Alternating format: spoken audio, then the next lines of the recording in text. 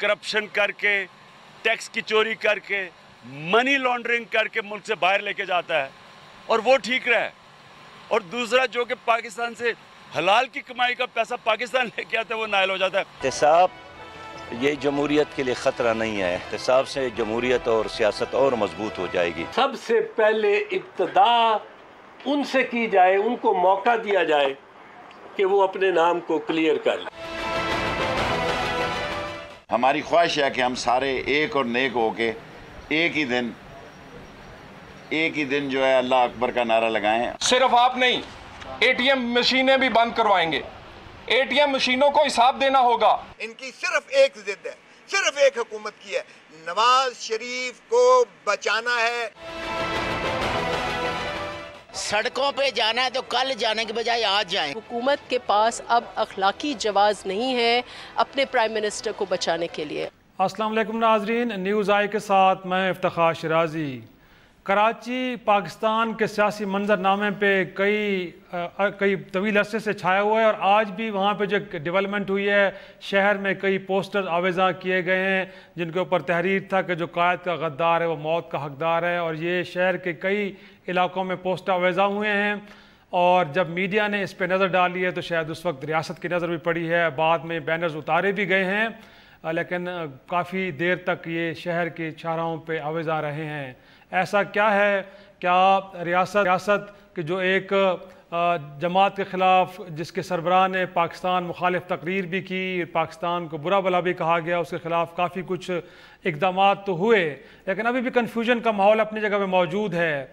वो लोग के जो पाकिस्तान के साथ खड़े हैं, पाकिस्तान से वफ़ादारी का अलम बुलंद किए हुए हैं, क्या वो लोग वहाँ पे महफूज भी हैं? क्या उनको वो स्पेस हासिल भी है, वो दी भी जा रही है कि जो उनको दी जानी चाहिए?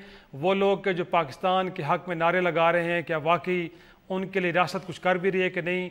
और वो लोग के जो रियासत मुखालिफ अनासर के साथ खड़े हैं और आज उनकी कसीदा गोई कर रहे हैं, क्या इनको रोकने वाला है कि नहीं है? इससे पहले हमने देखा कि जब Pakistan move on Pakistan party ने कुछ बैनर्स लगाए तो उस जमात के ख़िलाफ़ एक्शन हुआ, मुकदमात बने, गिरफ्तारियाँ हुई, ज़मानतें करानी पड़ी। लेकिन वो लोग के जो रियासत मुखालिफ तकारीर करने वाले लोगों के साथ खड़े हैं, वो जब शहरों में निकलते हैं, पोस्टर आवेज़ा करते हैं, तो ये पोस्टर रियासत को नज़र क्यों नहीं आते और इन अनासर के ख़िलाफ़ कोई कार्रवाई क्यों नहीं होती? सबसे अहम सवाल यही है। दीगर मौज़ूआत भी ज़रूर हैं, लेकिन सबसे पहले इस मौजू पे गुफ्तगू करेंगे और मेरे साथ टेलीफोन लाइन पे हैं पाकिस्तान सरजमीन पार्टी के अहम रहनुमा डॉक्टर सगीर अहमद साहब। बहुत शुक्रिया सर वक्त देने के लिए। आज ये जो पोस्टर्स लगे हैं सर, क्या देखते हैं? ये एक पब्लिक रिएक्शन है या एक ग्रुप की तरफ से अगेन एक पब्लिसिटी मुहिम, या यूँ कह लें कि एक आखिरी एफर्ट हो रही है उन लोगों के साथ खड़े होने की जो पाकिस्तान मुखालिफ लोग हैं?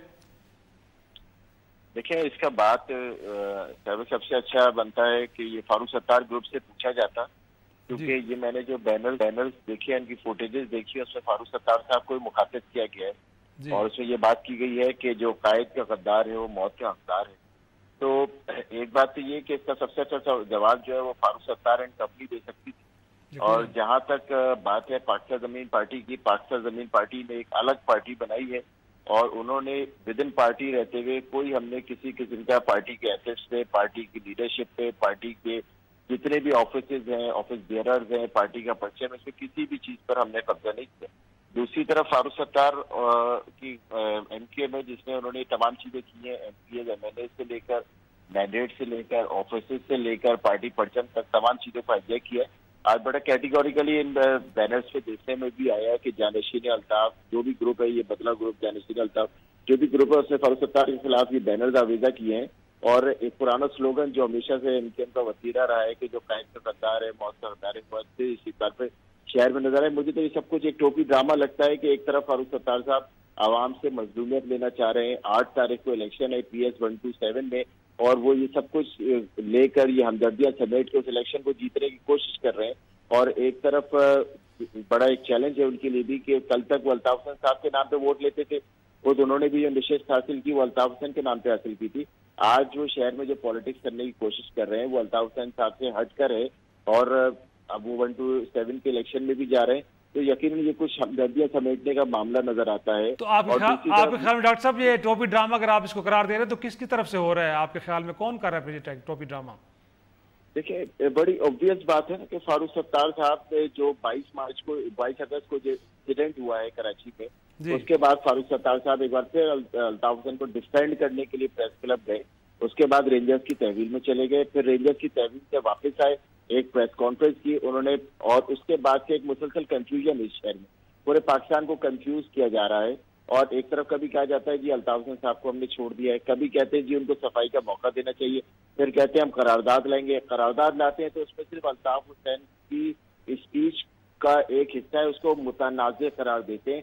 एक पाकिस्तानी क्लियर है कि इसमें मुतनाज़े की बात ही नहीं है। अल्ताफ हुसैन साहब ने पाकिस्तान के खिलाफ स्पीच की है, हर पाकिस्तानी इसको कंडेम कर रहा है। अब जब ये असेंबली में करारदाद लेकर आए तो ये कहते हैं कि जी वो मुतनाज़े तकरीर है, यानी कि वो अल्ताफ हुसैन साहब को स्पेस दे रहे हैं। फिर कहते हैं कि जी अल्ताफ हुसैन साहब ने माफीनामा जमा करा दिया है, अब उनकी बात सुननी चाहिए, उनको गुंजाइश देनी चाहिए। तो फारूक सत्तार साहब एडवोकेसी कर रहे हैं अल्ताफ हुसैन साहब की, और पूरे मुल्क को एक तासुर दे रहे हैं कि एक तरफ तो ये तासुर दे रहे हैं कि जी हम अल्ताफ हुसैन साहब से अलग हो, दूसरी तरफ वो कोई मौका हाथ से नहीं जाने दे रहे जहाँ वो अल्ताफ हुसैन साहब के साथ ना खड़े हों। नदीम नुसरत साहब को कन्वीनियर बनाने का मकसद ही यही है कि अल्ताफ हुसैन की विंडो खुली रहे, अल्ताफ हुसैन के मैसेजेस आते रहें और वो एमकेएम फारूक सत्तार ग्रुप उसको फॉलो करते रहे। फिर दूसरी बात की जी अल्ताफ हुसैन साहब का ग्रुप घर है 90, उसको खुलवाने की बात कर रहे हैं फारूक सत्तार साहब। अब फारूक सत्तार साहब कहीं तो कोई ऐसी चीज रिफ्लेक्ट करके दिखाएं कि जी वो अल्ताफ हुसैन साहब से अलग हो गए। अल्ताफ हुसैन का मैंडेट वो छोड़ने को तैयार नहीं है। एक इलेक्शन इस शहर में होने जा रहा है अभी 8 तारीख को, उसमें भी वो वही जो कैंडिडेट अल्ताफ हुसैन साहब ने नॉमिनेट किया था उसी को आगे लेके आगे चल रहे हैं। तो कहाँ पे कोई ऐसी चीज नजर आ रही है कि जी वो अल्ताफ हुसैन साहब से अलग हो गए। मुल्क दुश्मन सरगर्मियों में जिसमें अल्ताफ हुसैन जो शामिल रहे उसको उन्होंने कहीं पे भी डिनाउंस करने की कोशिश नहीं की। हालांकि क्या ही अच्छा होता फारूक सत्तार साहब साउथ अफ्रीका में की गई तकारीर को, नॉर्थ अमेरिका में की गई तकरीर को, बेल्जियम की तकारीर को, उनको भी कंडेम करते, अल्ताफ हुसैन साहब को ओपनली डिनाउंस करते, लेकिन ऐसे नहीं किया उन्होंने असेंबली में। और खुद ये कंफ्यूजन वो डेली बुनियादों पे क्रिएट करते हैं। अब आप ये मुझे बताएं कि पीआईबी कॉलोनी के अंदर जहाँ फारूक सत्तार साहब का घर है उसकी अतराफ में अगर कुछ चॉकिंग करके चला जाता है तो क्या ये बात बाय करेगा कोई? ये बात सवालों को ये एब्जॉर्व कर सकता है कि भला फारूक सत्तार साहब जहाँ पूरी एमकेएम लेकर बैठे, जो भी एमकेएम है सो बची कुची उस वहां पर चॉकिंग हो जाए फारूक सत्तार साहब को पता नहीं चले, तो ये ऐसे चक्कू को शुभात है जिन्होंने खुद रेज की है और हर दिन उनका स्टांस बदल रहा है। स्टूडियोज में मेरे साथ नून लीग से रहनुमा सेनेटर निहाल हाशमी साहब आप भी मौजूद हैं। सर, इनफैक्ट यहाँ पे रियासत का किरदार आप कैसे देखते हैं? अगर ये कह रहे हैं कन्फ्यूजन का एक माहौल क्रिएट किया जा रहा है, इस कन्फ्यूजन को रोकने के लिए हुकूमत ने भी तो कुछ करना है। सर, क्या आप लगता है कि कोई स्टेप्स लेने चाहिए जो बड़े रिक्वायर्ड हैं इस वक्त होने चाहिए? बिस्मिल्लाहिर्रहमानिर्रहीम। इफ्तिखार भाई, दो चीज़ें, रियासत तो पाकिस्तान है, हुकूमत दूसरी चीज़ है। रियासत एक अलग चीज़ है, हुकूमत एक अलग चीज़ है। मैं समझता हूँ अगर कोई मैटर सीरियस नेचर का है, 18वीं तरमीम के बाद मैंने आपको कहा हर बात पे हुकूमत पाकिस्तान नहीं आती। रियासत सिंध में एक फाल गवर्नमेंट है, अभी नए वज़ीर आला हैं जो बड़े प्रोएक्टिव हैं। मैं समझता हूँ कि अगर इसमें कहीं भी किसी चीज़ की ज़रूरत होगी तो कॉग्निजेंस ज़रूर लेगी प्रोविंशियल गवर्नमेंट। वहाँ पे डीजी रेंजर्स बड़े वाइब्रेंट हैं, बड़े प्रोएक्टिव हैं, वो बैठे हुए हैं। तो ये इस तरह की इतनी बात नहीं है जहाँ पे हर चीज़ पे आगे कोई बैनर पे भी रियासत या कोई बनाना रिपब्लिक नहीं कि रियासत। पाकिस्तान में तो बड़ा सीरियस एक्शन लिया ना आपने, लोगों को पकड़ा भी है। इसमें प्रोविंशियल गवर्नमेंट, पंजाब की गवर्नमेंट ने एक्शन लिया, इस्लामाबाद में मुकदमा बने। Provincial government was very active, उसने प्रोएक्टिव एक्शन लिया। तो मैं समझता हूँ कि वहाँ पे 3 ऐसे अफराद हैं जो कि बड़े मजबूत हैं और मौसर तरीके से देख रहे हैं। गवर्नर साहब हैं, वज़ीर आला साहब हैं और डीजी रेंजर्स हैं। वो आपने लगता है कि रेफरेंस भी बड़ा अधूरा भेजा जो यूके की तरफ से वापस भिजवा दिया गया? नहीं, हमने कोई अधूरा, ये वाहिद हम लोग हैं जिन्होंने डॉक्टर इमरान फारूक को सब भूल चुके थे, मगर हम उसके बेवा को और बच्चों को नहीं भूले थे, हम उस कत्ल को नहीं भूले थे और हमने प्रॉपरली कॉग्निजेंस लिया। चौधरी निसार ने, is the man of his commitment. और आप देखें वो चीज़ अपनी मंतकी अंजाम की तरफ बढ़ रहा है। तो हर चीज़ की एक प्रोटोकॉल होता है, एक अदाब होता है। Altaf Hussain is a British subject और सबको पता है कि उसने आना नहीं। वो किस्सा पारीना तारीख़ का एक हिस्सा है, तारीख़ के एक सर्द खाने में या एक अंधेरे कोने में पड़ा है। हम लोग रोज़ाना उसे ज़िंदा करते हैं। He is no more in Pakistan, he is no more in Pakistan active life and political life. तो उसको आप ऐसी अहमियत ना दें। और ये इसको अगर समझेगी प्रोविंशियल गवर्नमेंट तो पुलिस चौकस है, वो इसमें ज़रूर। आपके ख्याल में क्या एक्शन, क्योंकि सीसीटीवी कैमरास भी लगे हुए हैं सर, बहुत कुछ है ऐसा कि जिससे सर हम 18वीं तरमीम में मुदाखलत नहीं करना चाहते हैं। आप प्लीज रेंजर्स के मामले पे तो सर कर रहे हैं ना, रेंजर्स के मामले पे तो आप प्रोविंशियल ऑटोनोमस का एहतराम करते हैं और बहुत एहतराम करते हैं। डॉक्टर साहब, आप क्या चाहेंगे कि क्या इस वक्त आप सूबाई हुकूमत से क्या, जैसे आप कह रहे हैं कि कन्फ्यूजन का माहौल एक पैदा हो रहा है, इसको रोकने के लिए सूबाई हुकूमत से क्या करते हैं आप? देखिए, सबसे पहली बात तो ये है कि मुझे निहाल हाशमी साहब की मैं बात सुन रहा था। देखिए, ये रेफरेंस गया है, उस पर भी वहां से कहा जा रहा है ठोस सबूत और शवाहिद नहीं। फिर उसके बाद इस मुल्क में चले बरतानवी शहरी हैं, ये भी उधर सुन लिया हुकूमत का। इस मुल्क के अंदर अल्ताफ हुसैन के लिए क्या किया गया अभी तक? इस मुल्क में अल्ताफ हुसैन के खिलाफ कौन सी कार्रवाई अमल में लाई गई है? मैं 12 रेफरेंस दे रहा हूँ, 12 मैंने ये बात की कि भाई इस मुल्क का आइन मौजूद है, इस्लामी जमहूरिया पाकिस्तान का आर्टिकल 17 मौजूद है, उसका सब क्लॉज 2 मौजूद है, उस पर एक्शन किया जाए ना। इस पूरे टोले को बैन क्यों नहीं किया जा रहा? जो टोला मुर्दाबाद पाकिस्तान को नापाकिस्तान करार दे, पाकिस्तान के जर्नलों को पाबंदी की बात कर रहे हैं आप, उस तरफ आते नहीं। और यही खूबसूरती है फारूक सत्तार साहब की कि वो पाबंदी से बचा कर ले गए, लगनी चाहिए, आप उस तरफ आते पाबंदी से बचा कर ले गए पूरी एमक्यूएम को, कि अल्ताफ हुसैन को डिटैच कर दिया, एमक्यूएम को एक तरफ ले गए, इससे ये पाबंदी से बचने की कोशिश कर रहे हैं। अच्छा चले, फिर हाई ट्रीजन है, आर्टिकल 6 है, पाकिस्तान पॉलिटिकल पार्टीज एक्ट मौजूद है, भाई उसके तहत कार्रवाई कर ली जाए। फिर इसी तरह से criminal procedure code, Pakistan penal code मौजूद है, उसकी शिकें मौजूद है। कोई एक कार्रवाई हमें इस मुल्क में नजर नहीं आ रही। और उसमें से जो भी बात हो रही है, पहला रेफरेंस, इतनी बातें करने के बाद ये पहला रेफरेंस दिया यूके, वो भी अल्लाह जाने वजन से खाली है, सब्सटेंशियलिटी से खाली है। क्या मसला है? अल्ताफ हुसैन साहब को फेवर दे के मसला बता दें, पहले कि मैं ब्रेक ले लूं, हाशमी साहब मसला बता दें, क्या मसाइल दरपेश है? मसला इनको है, हमें नहीं है। हम तो जो एक्शन लेना है लेंगे। हम पाकिस्तान के कस्टोडियन बैठे, हमें पता है कौन कौन कब अल्ताफ के साथ था, एवेटर कौन कौन है, वी नो इट। हम तो पहले दिन से, आज से 25-30 साल पहले जब हमने शुरू की थी इस सियासत, तो हमने कहा था ये आदमी पीर जी कलदन भाग गए लंदन, कौम मुश्किल में है, मुश्किल। ये सारे लोग उस वक्त ड्रम बजा रहे थे। सबूत भिजवा रहे हैं सर, अगर सबूत भी भिजवाएंगे, लेके भी आएंगे, जो हमारे बस में, we will do it, don't worry. किसी के पेट में मरोड़ नहीं होना चाहिए। एक छोटा सा ब्रेक लेते हैं, ब्रेक के बाद आएंगे। डॉक्टर साहब बहुत शुक्रिया आपको वक्त देने के लिए। एक छोटा सा ब्रेक के बाद आएंगे। स्पीकर के पास 8 रेफरेंस गए हैं, जिनमें प्राइम मिनिस्टर के खिलाफ भी रेफरेंसेस थे, लेकिन आज की तारीख में सिर्फ 2 रेफरेंस इलेक्शन कमीशन में गए हैं, एक इमरान खान साहब के खिलाफ और एक जहांगीर तरीन साहब के खिलाफ। बाकी जो प्राइम मिनिस्टर के खिलाफ रेफरेंस थे वो अदम शवाहिद की बुनियाद पर मुस्तरद कर दिए गए हैं।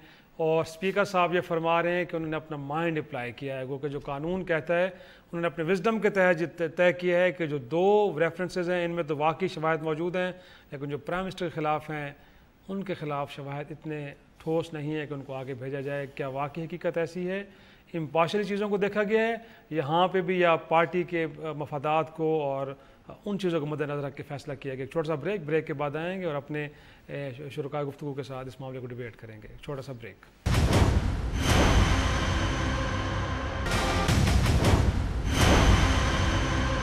प्रोग्राम में एक बार फिर खुश आमदेद। यकीनी तौर पे आज अहम डेवलपमेंट ये कि 2 रेफरेंसेस गए हैं इलेक्शन कमीशन में, इमरान खान साहब के ख़िलाफ़ और एक जहांगीर तरीन साहब, दोनों PTI के रहनुमा। जो एक फ़ैसला हुआ है बुनियादी तौर पे इसको आज हम डिस्कस डिबेट करेंगे। पहले मैं चलूँगा बैरिस्टर वलीद इकबाल साहब की तरफ, तहरीक इंसाफ के रहनुमा है। किस हद तक मुतमईन है आप? अगरचे बड़े सवाल उठ रहे हैं आपकी तरफ से स्पीकर के कंडक्ट के ऊपर, लेकिन अब मामला तो इलेक्शन कमीशन में चला गया, वहाँ तो आपको उम्मीद होगी कि फ़ैसला मेरिट पे ही होगा। क्या कहते हैं सर? देखें जी, हम बड़े गैर मुतमईन हैं इसके ऊपर जी, और इसका इजहार हमारे जो असम्बली में कौमी असम्बली के मेंबरान हैं, खुसूसन शफ़क़त महमूद साहब ने तो असम्बली के फ्लोर पे भी ये बात की है। मैं बड़ा इसको अफसोसनाक और मायूस कुन, और बल्कि मैं तो मज़म्मत का लफ्ज़ भी इस्तेमाल करना चाहूँगा इसके लिए। देखें, पार्लिमानी निज़ाम के अंदर जिस मॉडल के ऊपर हमारा सिस्टम बना हुआ है, जिसको हम वेस्टमिंस्टर स्टाइल कहते हैं, सिस्टम कहते हैं, वो स्पीकर जो होता है वो भले किसी भी पार्टी के उम्मीदवार के तौर पे मुंतखब हुआ हो, एक बारी जब स्पीकर मुंतखब हो जाता है तो फिर वो किसी पार्टी का नहीं रहता। और इसी वजह से आइन में स्पीकर को और मुतल्लिका कवानीन में स्पीकर को ये इख्तियार दिया हुआ है, उसके ओहदे की गैर जानिबदारी को तसव्वुर में रखते हुए ये इस तरह से किया गया हुआ है। और आज मैं तो समझता हूँ पाकिस्तान की पार्लिमानी तारीख़ का एक बड़ा तारीख दिन है कि उसके स्पीकर ने जो है अपनी जानिबदारी का जो है वो सबूत दिया है। और मैंने इसको तमाम केस के एक तफसील की जो दस्तावेज़ है तफसील से नहीं देखी, लेकिन मुझे ख़्याल यही है कि एक्चुअली इसमें होता ये है कि अगर स्पीकर को मामला रेफ़र हो और एक ख़ास मुद्दत गुजर जाए, गालिबन 30 दिन है, तो वो ऑटोमेटिकली वो इलेक्शन कमीशन पे चला जाता है। तो ये 2 रेफरेंसेस जो गए हैं उसमें स्पीकर ने उनके ऊपर एडजुडिकेशन या अपना फैसला या अपना माइंड अप्लाई किया ही नहीं। और जो अपने उनके पार्टी के सरबराह हैं और वज़ीर आज़म हैं, जो सरबराह हुकूमत हैं, हेड ऑफ गवर्नमेंट, उनको और उनके साथियों को जो हलीफ हैं उनको जो है कह दिया है कि जी ये जो है इसमें कोई सबूत नहीं है और कोई दलाइल नहीं है और मैं इसको मुस्तरद कर देता हूँ और ये खारिज कर देता हूँ। साहब क्या वाकई वो कह रहे हैं कि माइंड अप्लाई एक तरफ तो कर रहे हैं लेकिन दूसरी तरफ नहीं कर रहे, तो पता नहीं जी, माइंड है तो अप्लाई करेंगे जी, मुझे तो बड़ा अफसोस लगता है माइंड लेकिन इम्पार्शियलिटी नजर नहीं आ रही। तो क्या बेहतर होता कि ये रेफरेंस वो भी भिजवा देते, फैसला तो इलेक्शन कमीशन ने करना है, तो किस नहीं जी, वो और इदारों के अंदर जो है वो कुछ आपने इमरान खान साहब की तकरीरें सुन ली है ना जी, कि इतने महीने गुजर गए हैं, ये अप्रैल की 3 तारीख को पोशीदा असासों का इंकशाफ हुआ था, कोई चीज़ एडअप नहीं कर रही जी। अगर आप एक सूबाई सेक्रेटरी के घर से 80 करोड़ रुपए निकलता है तो ये अस्यूम हो जाता है कि वो कसूरवार है और उसको साबित करना पड़ता है। वैसे इनोसेंट अंटिल प्रूवन गिल्टी होता है, लेकिन वो गिल्टी तस्वर हो रहा है अंटिल प्रूवन इनोसेंट, क्योंकि हालात ऐसे हैं, उसकी कमाई इतनी है कि इतने 80 करोड़ कैश वो, बल्कि अस्यूम हो जाता है कि वो अपना जो है वो नाजायज़ कमाई है। जब हमारे वज़ीर आज़म जो हैं उनकी फैमिली के, जब उनकी टैक्स रिटर्न्स को देखते हैं, जब उनके इलेक्शन कमीशन के गोशवारों को देखते हैं, जब उनकी दीगर डिक्लेरेशंस को देखते हैं, उधर कहानी कुछ और है। और फिर ये फ्लैट्स जो हैं, ये 24-25 अरब रुपए के पाक लेन के फ्लैट्स जो हैं, ये अस्यूम किया जाना चाहिए कि वो गिल्टी है अंटिल प्रूवन इनोसेंट, और अपने आप को इनोसेंट प्रूव करने का ये सेक्शन 14 भी यही कहता है। वहां तो मेरे ख्याल में आपको कोई ऐसा इशू नहीं है ना, यहाँ पे तो शायद आप कहेंगे कि आपके साथ को थोड़ा सा कोई नहीं जी, कोई इधर किसी इदारे ने कोई इकदाम नहीं लिया जी, 4-5 माह हो गए, किसी इदारे ने कोई इकदाम नहीं लिया। आज खुद इकदाम लिया जा सकता था, तो बड़ा मायूस कुन, अभी तक तो बड़ा मायूस कुन रहा है इदारों का सलूक इस मामले के ऊपर। और इमरान खान साहब ने इसको वाज़ेह तौर पे अपने हर गुफ्तगू, हर खिताब में इस बात को किया। मगर अब लगता है वली साहब पक्के पीटीआई का कलर उन पर चढ़ने लगा है। कलर इसलिए चढ़ने लगा है कि उन्होंने कहाँ से बात पार्क लेन 25-26 बिलियन तक ले गए। काबिल आदमी हैं, एक बड़े ख़ानदान के फर्जंद अर्जुमंद हैं, उनको मालूम होगा कि जो पैनामा पेपर्स है जिनके नाम है उसमें प्राइम मिनिस्टर का नाम नहीं, इनके पार्टी के 2 लोगों का नाम है।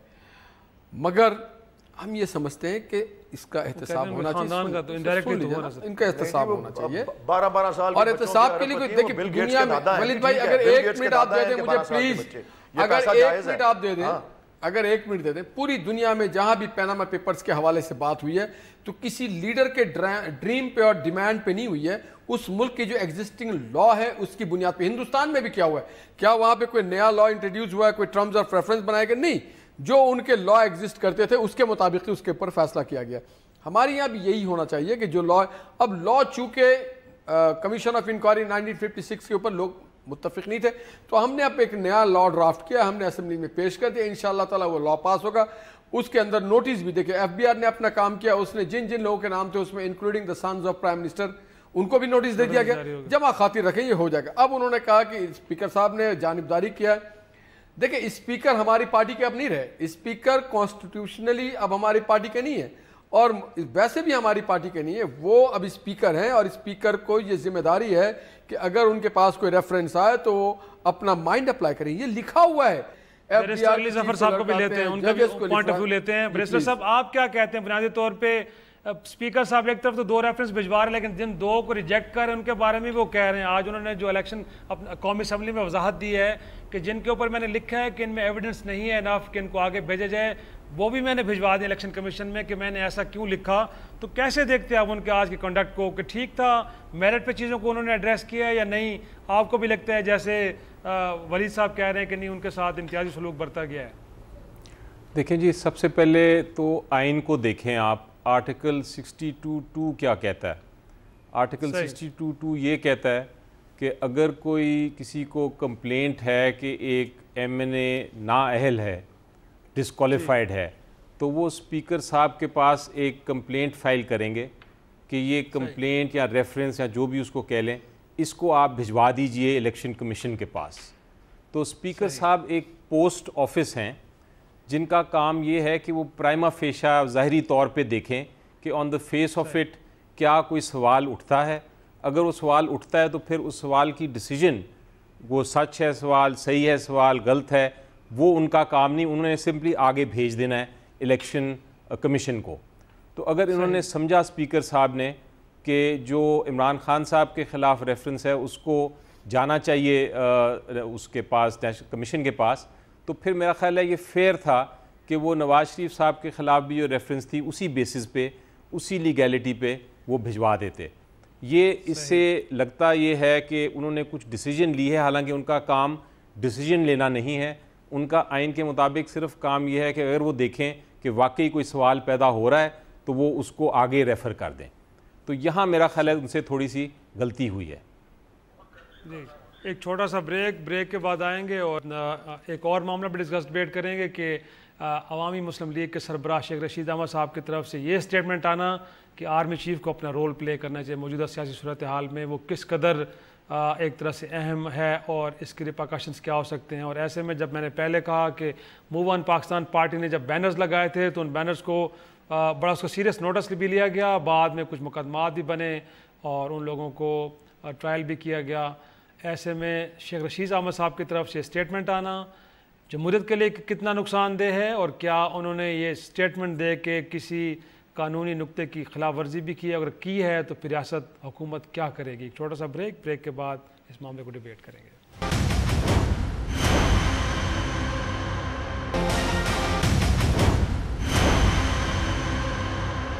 प्रोग्राम में एक बार फिर खुश आमदेद। अवामी मुस्लिम लीग के सरबराह शेख रशीद अहमद साहब क्या फरमा रहे हैं और उससे पहले अल्लामा तहरुल कादरी साहब ने क्या कहा फ़ौज के हवाले से, पहले वो सुनते हैं, उसके बाद इस डिबेट को ओपन करेंगे।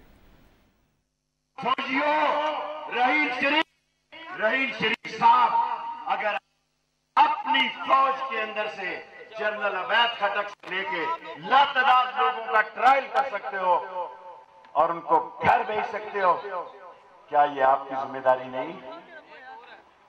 क्या आप कहें जो आपने वादा किया? डॉक्टर साहब रोज कहते हैं कि मैं साने मॉडल टाउन के लोगों को इंसाफ दिलाऊंगा।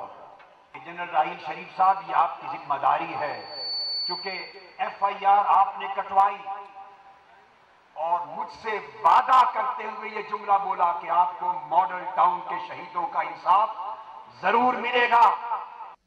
हाशमी साहब सुनी होगी आपने भी गुफ्तगू? जी मैंने सुनी है। वो कह रहे हैं कि FIR भी आपने कटवाई, अमल दरामद भी आप करवाए हैं, तो जो फ़ौज को बुलाना क्या कहेंगे, किस तरफ इशारे दे रहे हैं शेख साहब और फिर अलामा साहब? मैं तो ये कहूँगा इफ्तिखार भाई कि इस्लामी नज़रियाती काउंसिल को इसका नोटिस लेना चाहिए कि एक शख्स जो कनाडा से कोक सीज़न 9 है ना, ये एक धरना सीज़न 3 में आते हैं और सुन ले ये धरना सीज़न 3 है, कौन स्पॉन्सर करता है और फिर ये नबी करीम सल्लल्लाहु अलैहि वसल्लम के हवाले से जो माजी में बातें की है, इस्लामी नज़रियाती काउंसिल पे इस पे फ़र्ज़ बनता है कि वो ज़रा हमें बताएं कि ये किस ज़ुमरे में आते हैं। दूसरी बात, इस मुल्क में आज़ाद अदालतें हैं, हमें सलाम है अपने सिपा सालार को और अपने अफवाज पाकिस्तान को, जिसका काम जो करते हैं वो करते हैं।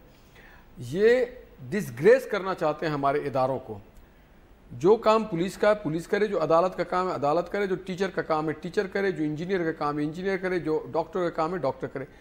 ये इस मुल्क में खाना जंगी चाहते हैं, ये इस मुल्क में लोगों को प्रोवोक करते हैं और ये खुद इतनी इनको अगर थी उनसे, हमें तो है, हमने तो इस केस को चलाया है, हम तो समझते हैं कि लोगों को इंसाफ मिलना चाहिए और हम उस वक्त भी हम कहते रहे कि आए आकर के अपना बयान कलम, मगर ये 7 समुंदर पार्क चले गए, 11 महीना वहाँ पे रहे और फिर वहाँ से अपने एजेंडे पे सीज़न 3 पे आ गए, फिर सीज़न 4 पे आएंगे। लोग समझते हैं इनको जिस तरह से कोक की गाने की सीज़न होती है।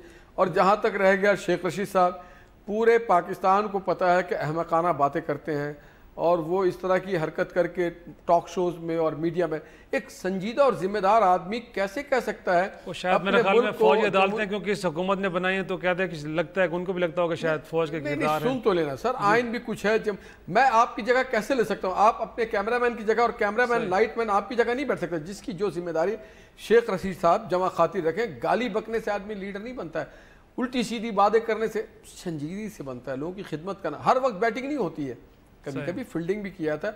और ज़रूरी है कि आप सारी ज़िंदगी हयाती अपना घर बार देखें, आबाद करें, घर बसाएं। आप पाकिस्तान को बसने दें, आपसे अपना घर नहीं बस सक रहा है, आप पाकिस्तान को भी नहीं बसने दे रहे हैं। प्लीज अपना घर भी बचाएं और पाकिस्तान को भी बसने दें। इससे ज्यादा मैं कुछ नहीं बोलूंगा। हाँ, उनके खिलाफ भी कॉग्निजेंस लेना चाहिए। मैं समझता हूँ चाहिए क्यों सर, क्यों नहीं ले रहे? फिर मैं सूबाई गवर्नमेंट नहीं हूँ, ये तो प्रोविंशियल सब्जेक्ट है, दिस इज प्रोविंशियल सब्जेक्ट, उसमें लेना चाहिए। इंस्टिगेट कर रहे हैं, आप मशवरा दे रहे हैं शहबाज शरीफ साहब को? मैं समझता हूँ वो मेरे कायद है, इंस्टिगेट नहीं करना चाहिए। लोगों को इंस्टिगेट करते, चंद 100 लोग जमा करते हैं। इससे पहले भी उन्होंने अपनी कंपनी की मशहूरी के लिए अपने 4 दोस्तों की लाश गिरवा दी, अपनी सिर्फ इलेक्शन। जाके पूछे उन मासूम लोगों के जिनको कत्ल करवाया था और उसके बाद इलेक्शन जीते थे, कि उन बेचारों के घर पे आज क्या बीत रहा होगा। देखिए, लीडर को अपने कौम को, अपने लोगों को बचा के निकलना है। किस तरह के शेख रशीद साहब लीडर थे कि अपने ही साथी को कत्ल करवा के इलेक्शन लड़ रहे थे। बैरिस्टर वलीद साहब क्या कहेंगे आप? शेख रशीद साहब तहरीक इंसाफ के अम्ब्रेला तले खड़े अगर देखा जाए तो, और वहाँ से अगर इस तरह की बातें होती हैं तो क्या लगता है आपको, वाकई ये आइनी और जायज़ बातें हैं या गैर आइनी एक इकदाम की तरफ वो जा रहे हैं और इसको आप कंडेम करते हैं? क्या कहेंगे सर इस पे आप? कंडेम करना या ना करना जो है उसके अंदर मैं नहीं पढ़ता। मैं आपको एक अपनी कुछ तासुरात इस पर दे देता हूँ, क्योंकि मैं एक सियासी कारकुन हूँ और दूसरी तरफ मैं वकील भी हूँ। शेख रशीद साहब जो हैं, उन्होंने अगर आइन की रूह से देखा जाए तो जो आपने क्लिप भी जो चलाया और मैंने पहले भी देखा है आज शाम जब मैं टीवी के सामने था, तो वो तो वाज़े तौर पे जो बात कर रहे हैं वो उसकी आइन में कोई गुंजाइश नहीं है। और मैं थोड़ी सी निहाल हाशमी साहब की दुरुस्तगी भी करना चाहता हूँ कि ये एक इस तरह की बात करना या अफवाज पाकिस्तान या उसके सरबराह को दावत देना कि वो आके हुकूमत को बरतरफ कर दें, ये तो क्लियरली आर्टिकल 6 के ज़ुमरे में आता है। मैं बतौर वकील के आपको ये कह रहा हूँ, पॉलिटिकली ये बयान हो। शेख रशीद साहब का एक बड़ा एक आर्ट है जो अपनी तरफ तवज्जो बड़ी ले लेते हैं और मीडिया पे और ऐसी बात करते हैं जिसको बहुत कवरेज मिलती है। तो पॉलिटिकली ये बात की अपनी हैसियत होगी, लेकिन ये आइन के हवाले, आइन की रूह से ये क्लियरली आर्टिकल 6 के ज़ुमरे में आती है ये बात जो उन्होंने कही, और वाज़े तौर पे यही कही है कि आए और उनका कला कमा कर दें, अपना डू योर जॉब। ऐसा कोई जॉब आइन के अंदर चीफ ऑफ आर्मी स्टाफ को नहीं मिला हुआ और नहीं कोई इख्तियार इस तरह का जिसकी दावत शेख रशीद साहब ने दी है, स्ट्रिक्टली स्पीकिंग।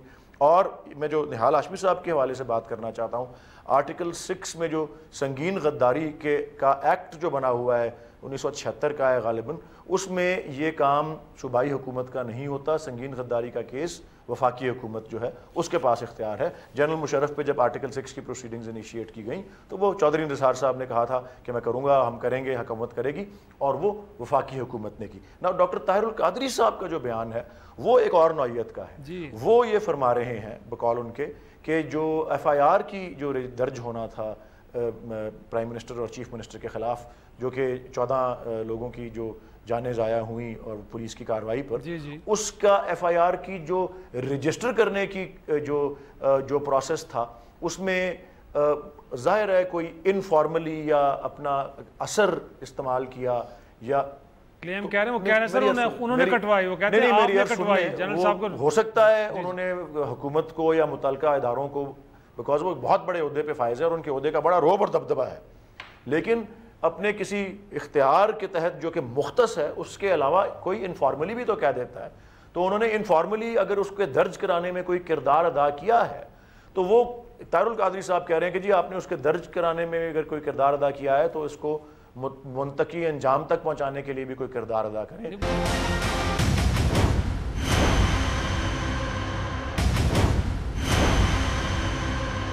फरमा रहे हैं कि आपने दर्ज भी कराई और इंसाफ दिलाने की यकीन दहानी भी करवाई थी, आपने वादा किया था कि इंसाफ मतलब वो वही किसी इनफॉर्मल बेसिस पे अगर हुई है, ये तो सर ये इनफॉर्मल से आगे बढ़ कर रहा हूं कि ये शेख रशीद साहब का बयान किसी और फुटिंग पे और बड़ा वाज़े और कोई इबहाम उसमें नहीं है। लेकिन तारुल कादरी साहब को जो बात कर रहे हैं वो किसी ना किसी जुमरे में आ भी सकती है कि वो पॉलिटिकल है, वो इतनी स्ट्रिक्टली वो कानून और आइन के वो उसके तजावुज़ या ट्रांसग्रेशन नहीं है। मेरा अपना उस पर ये राय। बैरिस्टर अली जफर साहब, आप इन 2 स्टेटमेंट्स को कैसे देखते हैं? अगेन कॉन्स्टिट्यूशन की वाकई सीरियस वायलेशन, आर्टिकल 6 दोनों शख्सियात के हवाले से आप समझते हैं कि इसको एक्टिव होना चाहिए या इसको पॉलिटिकल स्टेटमेंट के तौर पे सिर्फ लेना चाहिए? जी देखें, सबसे पहले तो हमारी जो आर्म्ड फोर्सेस हैं, सिक्योरिटी एजेंसीज़ हैं, वो हमारी हिफाजत के लिए अपनी जानें तो कुर्बान कर रही हैं और वो अपना रोल पूरी तरह अदा कर रही हैं। लेकिन आइन में उनका कोई रोल नहीं है कि वो आके गवर्नमेंट संभालें या पॉलिसी इश्यूज़ के ऊपर डिसीजंस लें। तो वहाँ तक अगर कोई बयान कर रहा है कि उनको आना चाहिए तो वो आइन पहले पढ़ लें। आइन में ऐसी कोई गुंजाइश नहीं, जिस तरह मैं कह रहा हूँ कि आर्म्ड फोर्सेस को आप कह सकें, दावत दे सकें कि वो आएँ। अब जहाँ तक ताल्लुक़ है कि क्या ये आर्टिकल 6 की वायलेशन है या किसी और कानून की खिलाफ वर्जी है, तो एक जजमेंट का मैं आपको ज़िक्र करता हूँ। वो जजमेंट थी अजमल मियाँ साहब की थी, सुप्रीम कोर्ट की। उन्होंने कहा था कि जब पॉलिटिशियंस स्टेटमेंट्स दे रहे होते हैं ज़ुबानी और उनके सामने मजमा होता है, तो वो फिर कई ऐसी बातें कर जाते हैं जो शायद वो बाद में सोचें कि हमने गलती की, तो उनको गुंजाइश देनी चाहिए। वो एक पॉलिटिकल फ़्लो में बात कर रहे हैं, तो मेरा ख्याल है ये बात शायद पॉलिटिकल फ़्लो में थी। अगर उसको वो गौर करें तो उनको ख्याल आ जाएगा कि ये आइन के मुताबिक बात नहीं थी, और मेरा ख्याल है वो अगर पॉलिटिशियन है तो इसकी दुरुस्तगी भी कर देंगे बाद में। हाशमी साहब, अब वाकई आप ये किसको पॉलिटिकल स्टेटमेंट के तौर पे लेंगे या बैरिस्टर वलीद की से आप इत्तेफाक करते हैं कि वाकई सीरियस वायलेशन हुई है कॉन्स्टिट्यूशन की और फेडरल गवर्नमेंट को यहाँ पे आर्टिकल 6 को मैं अली ज़फ़र साहब से इत्तेफाक करता हूँ। बड़े विजनरी आदमी और बड़े सोच समझ के बात करते हैं और बड़ी तहकीक है इनकी। अगर आप इस तरह से हर इशू पे आर्टिकल 6 पे चले जाएँ, मगर सर्जनिश ज़रूर होनी चाहिए कि इदारों को बदनाम करने की कोशिश नहीं करनी चाहिए। अभी हमारी अफवाज जो है वो एक बड़े सर किया एक मार का वॉर ऑन टेरर का, ज़रब अज़ब का, तो हमें हर चीज़ में इस तरह से नहीं करना चाहिए। इससे आप तजलील करते हैं, आप पूरी दुनिया को ये मैसेज देते हैं कि हमारी जो आर्म फोर्सेज है वो ये सब काम करती है। देखिए ना, आप इंडिया भी ये सुन रहा है, चाइना भी सुन रहा है, इंग्लैंड भी सुन रहा है, अमेरिका भी सुन रहा है। आप ये काम ना किया करें। अगर कहीं पे कोई काम होता भी है तो आप अपने लोगों की कमज़ोरियों पे पर्दादारी करते हैं। शेख रशीद साहब अजीब व गरीब है, अल्लाह ताला इनको अक्ल सलीम दे। अल्लाह ताला, मैं समझता हूँ कि हज पे जाना चाहिए था, ये भी चले जाते तो कुछ शायद कुछ दर्स हो जाता और कुछ ठंडीपन इनके अंदर आ जाता। अल्लाह ताला इनको अक्ल सलीम दे, इससे ज़्यादा मैं कुछ नहीं कहता। बहुत शुक्रिया। यकीनी तौर पे मुल्क में सियासी मसाइल बड़े गंभीर हैं, लेकिन उन करने का फोरम यकीनी तौर पे पार्लियामेंट है और इसको हल करने वाले पार्लियामेंटेरियंस हैं, कोई और नहीं। तो यकीनी तौर पे अगर इन मसाइल को हल करना भी है तो सियासतदानों को लीड लेनी चाहिए और इसके लिए किसी को मदद के लिए नहीं बुलाना चाहिए। जब मदद के लिए आप बुलाते हैं तो बुनियादी तौर पे आप अपनी नाअहली साबित कर रहे होते हैं, ये बता रहे होते हैं कि शायद हम इस काबिल नहीं है कि अपने मसाइल को हल करें, लिहाजा किसी और को आगे करना चाहिए। अगर जमहूरियत को बाकी रखना है तो सियासतदानों को लीड लेनी होगी। इसी के साथ इफ्तिखार शिराजी को इजाज़त दीजिए। खुदा हाफिज़।